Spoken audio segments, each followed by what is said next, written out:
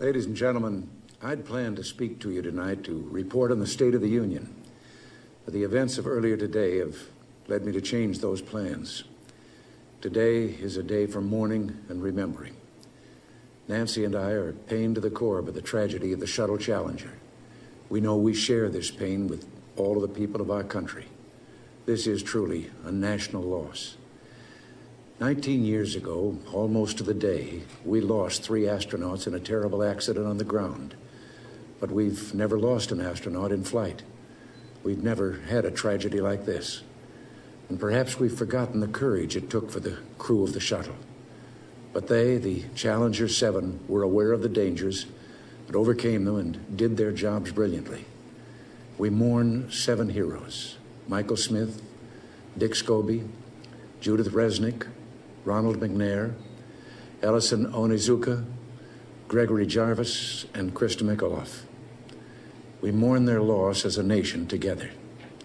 To the families of the 7, we cannot bear, as you do, the full impact of this tragedy. But we feel the loss, and we're thinking about you so very much.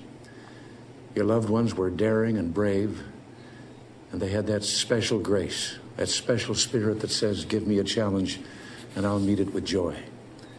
They had a hunger to explore the universe and discover its truths. They wished to serve, and they did. They served all of us. We've grown used to wonders in this century. It's hard to dazzle us. But for 25 years, the United States space program has been doing just that.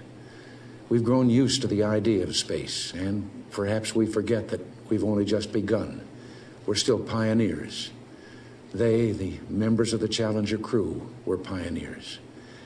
And I want to say something to the school children of America who were watching the live coverage of the shuttle's takeoff. I know it's hard to understand, but sometimes painful things like this happen. It's all part of the process of exploration and discovery.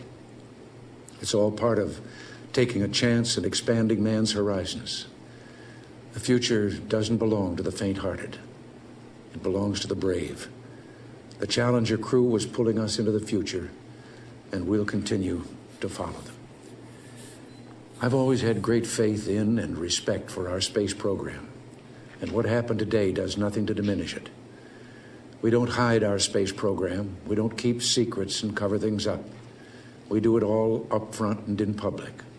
That's the way freedom is, and we wouldn't change it for a minute. We'll continue our quest in space. There will be more shuttle flights and more shuttle crews, and yes, more volunteers, more civilians, more teachers in space. Nothing ends here. Our hopes and our journeys continue. I want to add that I wish I could talk to every man and woman who works for NASA or who worked on this mission and tell them your dedication and professionalism have moved and impressed us for decades, and we know of your anguish. We share it.